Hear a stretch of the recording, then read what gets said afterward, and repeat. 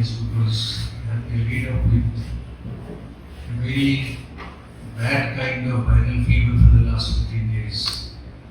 And I'm not still fit. I can't stand on my toes. My leg is reeling, but I'll just sum up in a few words briefly what Aurobindo as a playwright means to us, the future of his plays, his dramaturgy, the kind of plays he wrote at a time when it was surprising that a man of action was writing plays without knowing or maybe planning to stage them, because 4 of the 5 major plays were written around 1905-1906, and that was a time when Aurobindo was fully in action. And maybe he had no idea about the Adda which he got in jail, that he had to leave Kolkata. So he might be having some plan. And I don't agree with my friend Ghosal that Aurobindo's plays are closet dramas. He's a very good friend of mine and a wonderful scholar. I'm a great fan of Ghosal, in fact. I adore him almost. But just on this point, I think he is not right, because as I have probed deeply into Aurobindo's, the texture of his plays, I think he had something very serious in mind about the form of plays. And Professor Iyengar has called them Late-Elizabethan plays.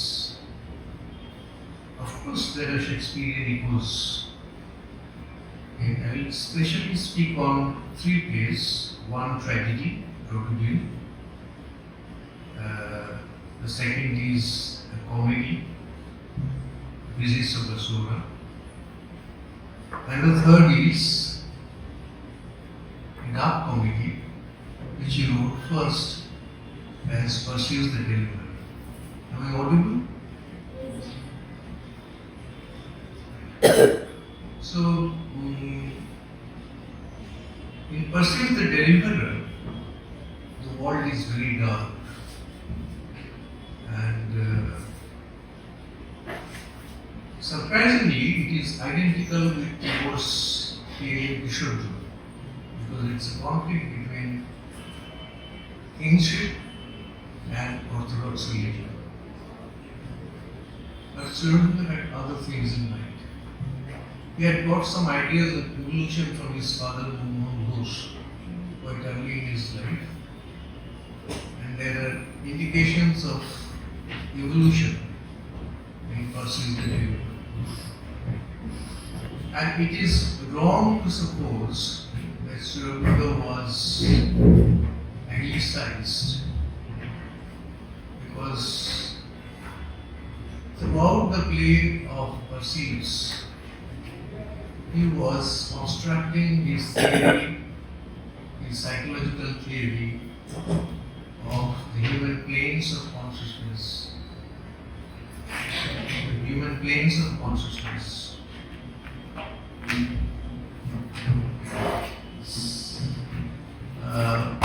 Which he very subtly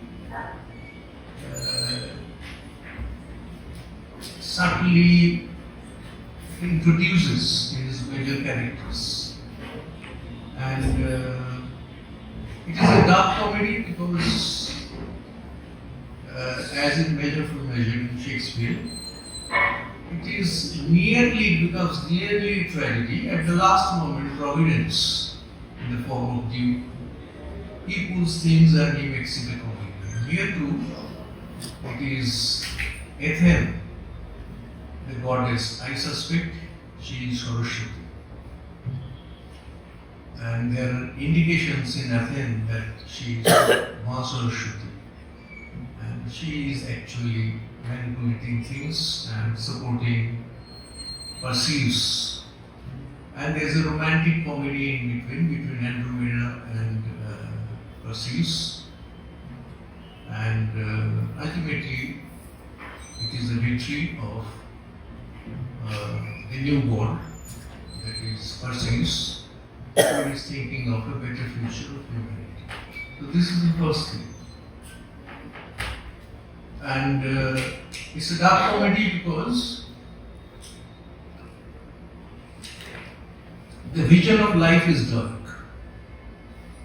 It is a very gloomy world. And I don't agree with Professor Iyengar, who is my guru, of course, that it is, Aurobindo was just influenced by the Elizabethan state and Elizabethan playwrights. There is much of Sophocles in Aurobindo, especially in Française the Deliverer and Aurobindo, where you find a very deep gloom and an air, the wind of sorrow breathes the world, to quote Aurobindo from Savitri. So, then passing on to his comedy, which is set in the Arabian world, and it is a Muslim world, and Aurobindo exhibits his great respect for Muhammad in the play, and the Mughal world, the Middle East, the world of the Middle East, the goodness of the true Muslims who believe in Muhammad, almost because Aurobindo was very fond of Sufism. And there are indications that he is meaning Sufism through Islam. He is meaning maybe Islamic Sufism. But it's a very interesting play, and Shakespearean moments are there, but at the same time, there are other things like safety of women, which is a major problem today, and safety of pretty women as well as the safety of women in general, and how they can be trapped when they are in distress. So it's a wonderful play, full of witty dialogues, and I will come to the part of dramaturgy later, after summing up this.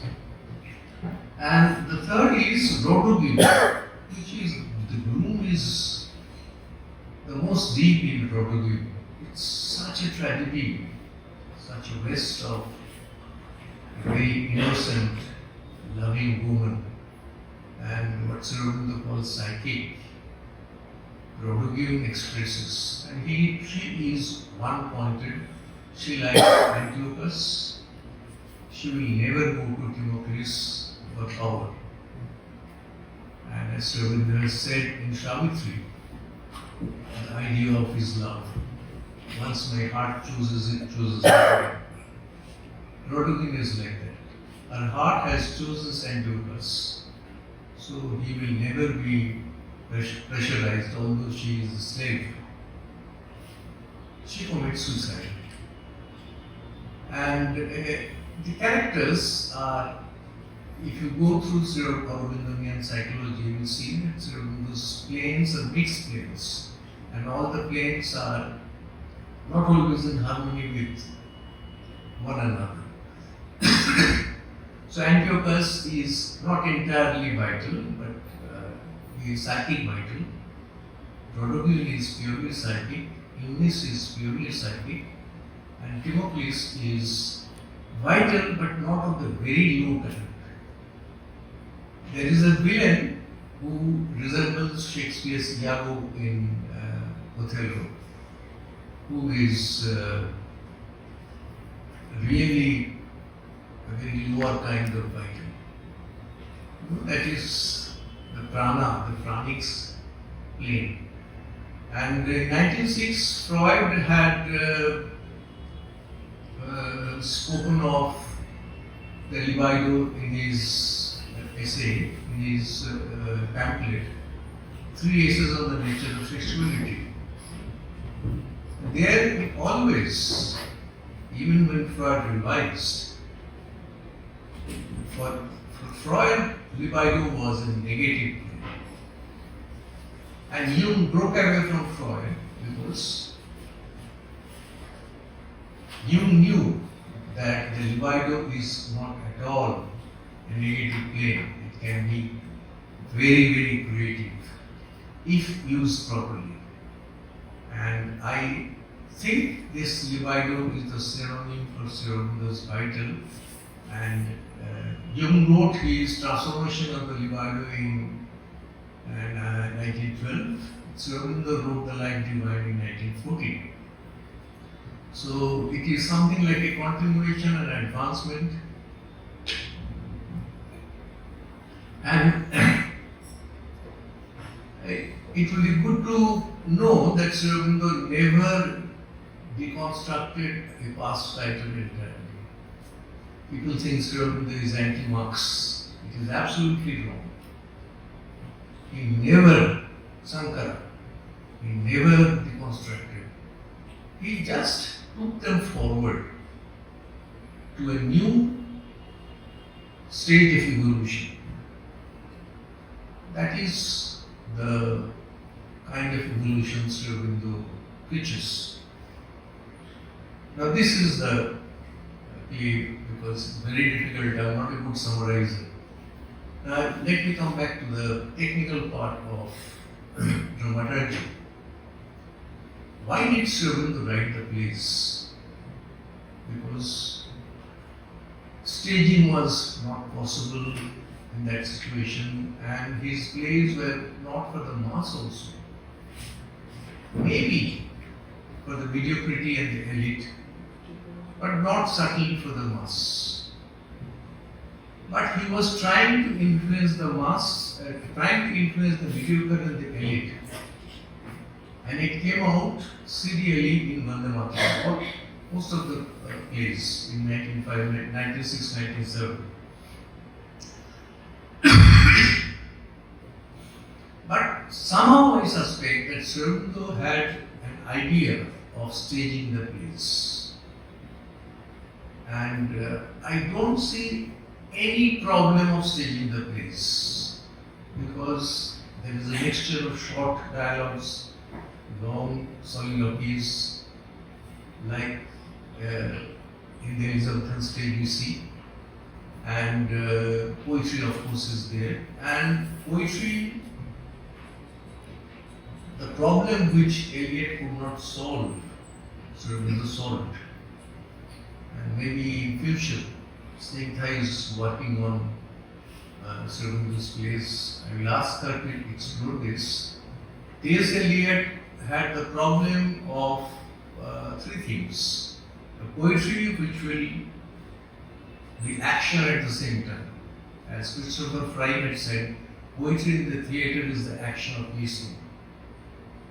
So a poetry which has a double function.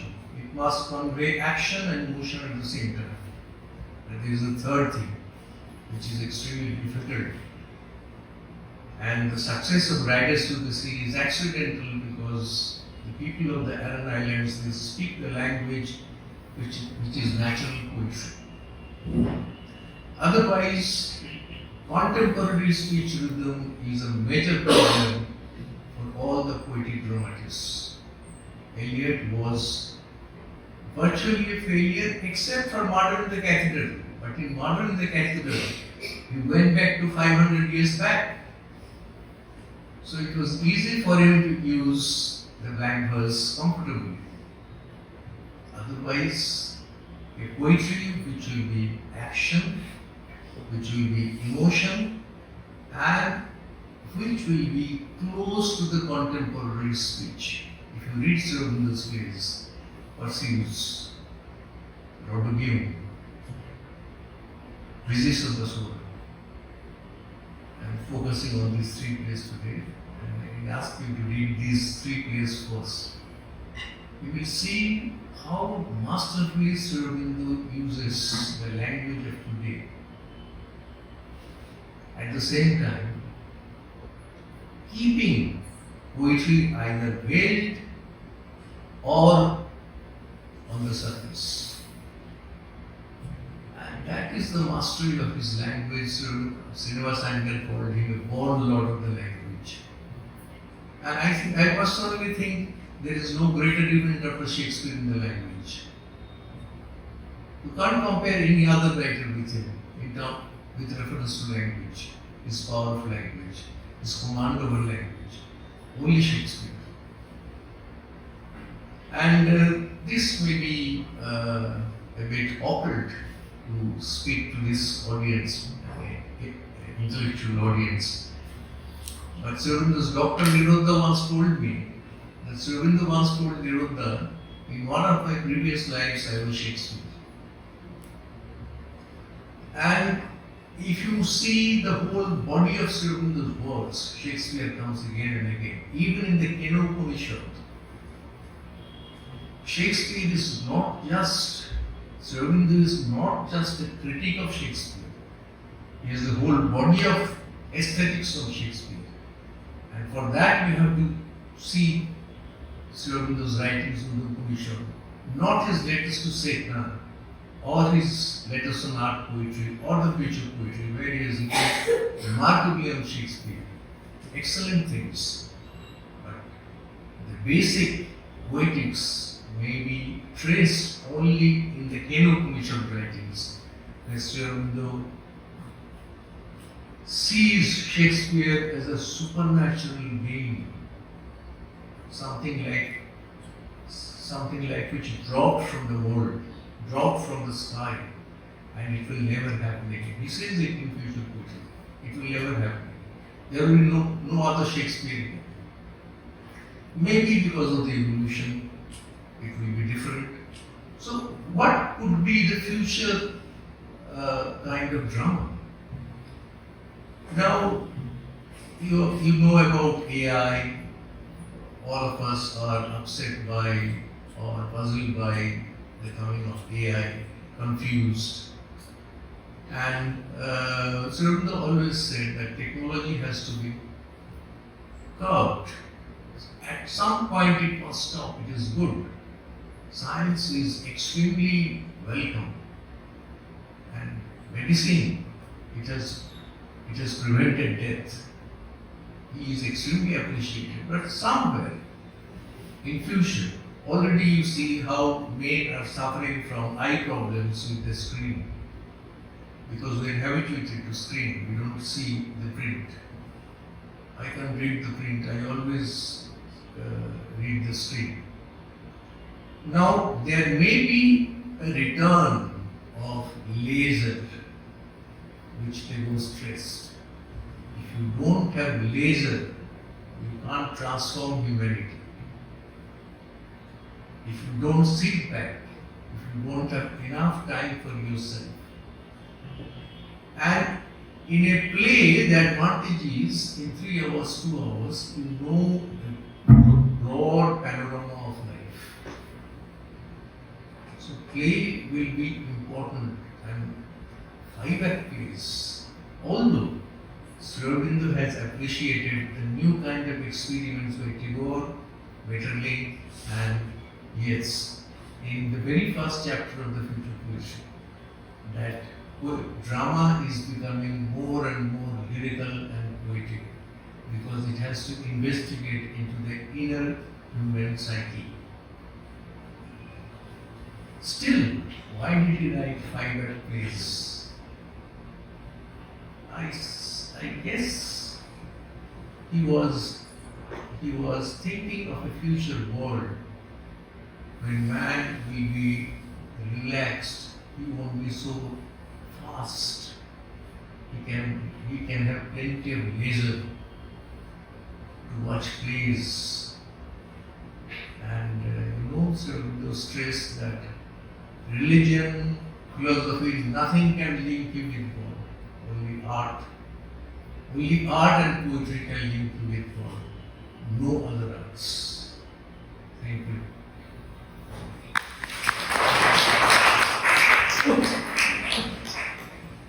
So